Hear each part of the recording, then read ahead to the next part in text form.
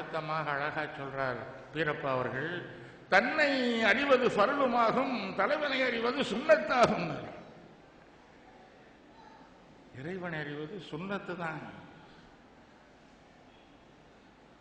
அறியாவிட்டால் கூட பரவாயில்லை, ஆனா ஃபர்லை தவற விட்டுறாரு. தன்னை அறிவது ஃபர்லுமாகும், அதுதான் ஃபர்லு, கடமை. எவ்வளோ அழகா ஞான வாக்கியம் இது. சாதாரணமான புலவர்களால் சொல்ல முடியாது, கவிஞர்களால் சொல்ல முடியாது. தன்னை அறிவது கடமை. எப்படி 5 தொழுகை கடமையோ, நோன்பு நோற்பது கடமையோ, ஜக்காத் தருவது கடமையோ, ஹஜ் செய்வது கடமையோ, அதுபோல நம்மை அறிவது கடமை. இந்த கடமையை நாம் செய்கிறோமா? என்னைக்காவது உட்கார்ந்து சிந்திக்கிறோமா? நாம் யாருங்கிறது ஒரு நாளாவது அந்த கேள்வி வருகிறதா? இப்படி வராத வரை நாம் மனிதன் இல்லை என்று நீங்கள் நினைத்துக் கொள்ளுங்கள். இதுவரை நான் யார் என்ற கேள்வி உங்களுக்கு தோன்றவில்லை என்றால் இந்த கேள்வி மனிதனை தவிர வேறு யாருக்கும் தோன்றாது, எந்த உயிரினங்களுக்கும் தோன்றாது. இந்த கேள்வி தோன்றாதவரை நீங்களும் மனிதனை தவிர வேறு விலங்குகள் தான்.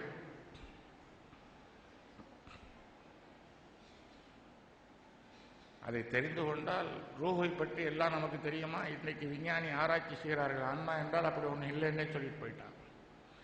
சரி, உயிர் என்னப்பா இயங்குகிறது தெரியல சார். அவ்வளவு பெரிய விஞ்ஞானம் கண்டுபிடிக்க முடியல. அதுபோல விஞ்ஞானிகளால் கண்டுபிடிக்க முடியாத தத்துவம் தான் இறை தத்துவம். உன்னால் முடிந்த அளவுக்கு பார், அனுபவிக்கலாம். ரூஹ் எப்படிப்பட்டதை அனுபவிக்கலாம். அதை கொண்டு நீ தலைவன் இறைவன் யார் என்பதை அறிந்து கொள்ளலாம்.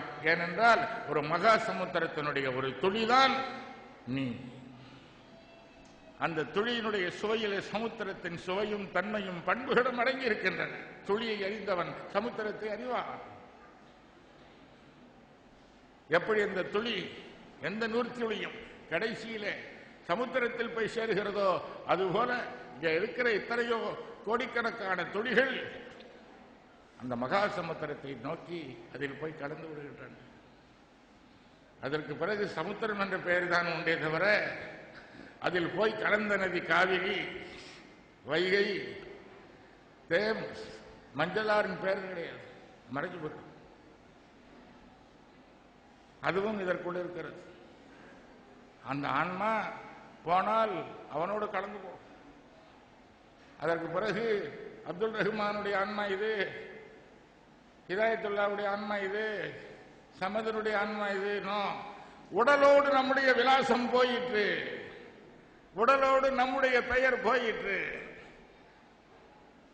உடலுக்குத்தான் இந்த முகவரி, இந்த விலாசம், இந்த அடையாளம், இதெல்லாம் உருவ மாற்றம். ஆன்மாவிலே உருவ மாற்றம் இல்லை, எல்லாருக்கும் ஒரே மாதிரி ஆன்மா தான். ஆன்மாவாக பிரித்த பிறகு நாம் கண்டுபிடிக்க முடியாது யாருடைய ஆன்மா. அதற்கு உதாரணம் சொல்லுகிறேன். பாத்திரங்களிலே காற்று இருக்கிறது, வெறுமையாக இருக்கிற பாத்திரங்களிலே காற்று இருக்கிறது. வெளியிலும் காற்று இருக்கிறது, உள்ளேயும் காற்று இருக்கிறது. உள்ளே இருக்கிற போது கூட இது இந்த பானையின் காற்று, இது இந்த பானையின் காற்று என்று அடையாளம் காண முடியுமா? காண முடியாது. காற்று ஒன்றுதான், அதனுடைய ஒரு தன்மை ஒன்றுதான். அது குடத்தில் இருந்தாலும் அதுதான், வெளியே இருந்தாலும் அதுதான். குடம் உடைந்து விட்டது, காற்று எங்கே போயிற்று? குடத்தில் இருந்த காற்று வான்வெளியில் இருக்கிற காற்றோடு கலந்து போய்விட்டது. அதற்கு பிறகு இந்த குடத்தில் இருந்த காற்று தான் இங்கே இருக்கிறது என்று சொல்ல முடியுமா? சொல்ல முடியாது. அதுபோல நம்முடைய ரூஹ், நம்முடைய ஆன்மா வெளியேறினால் அவனோடு சென்று கலந்து விடுகிறது. இன்னார் இல்லாஹி ராஜிஊன், எங்கிருந்து வந்ததோ அங்கே போய் சேர்த்து விடுகிறது. இதை தெரிந்து கொண்டால் நீ இறைவனை பற்றி தெரிந்து கொள்ளலாம்.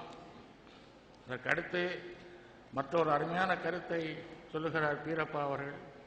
ஏன்னா ஒரு கருத்துக்கு எனக்கு ஒரு நாள் 2 மணி நேரம் சொற்பொழிவு அப்படி இருந்தால் தான் ஆறாமல் அதனுடைய எல்லா ரகசியங்களையும் சொல்ல முடியும். ஒரு சொற்பொழிவில் பல கருத்துக்களை சொல்ல முடியாது. இருந்தாலும் என்ன பண்றது, ஹோட்டலுக்கு போனா பசிக்கு 2 இட்லி கொண்டா, ஒரு வடை கொண்டா, கொஞ்சம் பொங்கல், ஒரு பொங்கல் கொண்டா, இன்னும் சில பேர் இருக்கிறாங்க தோசை கொண்டா, ஊத்தப்பம் கொண்டா, சப்பாத்தியும் கொண்டா, பூரியும் கொண்டா. ஆசை நேரம் விட்டது. ஆனால் ஒன்று இரண்டு நான் சேர்த்து சொல்கிறேன். ஒரு மகா முனிவர் இருந்தார்.